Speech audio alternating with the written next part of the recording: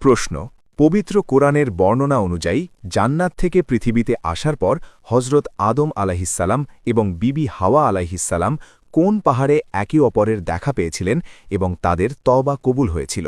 ক সাফা পাহাড়, খ জাবালে রহমত বা আরাফাতের ময়দান, গ জাবালে নূর।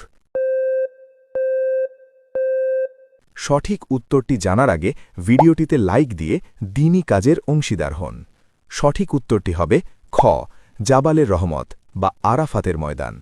দীর্ঘদিন বিচ্ছেদের পর এই জাবালে রহমত বা রহমতের পাহাড়েই মানবজাতির আদিপিতা ও মাতা মিলিত হয়েছিলেন।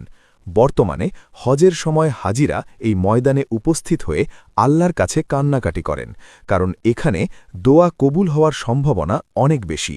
প্রশ্ন পবিত্র মক্কার মরুভূমিতে শিশু হজরত ইসমাইল আলাইহিসসালামের পায়ের আঘাতে সৃষ্ট কোন ঝর্ণার পানি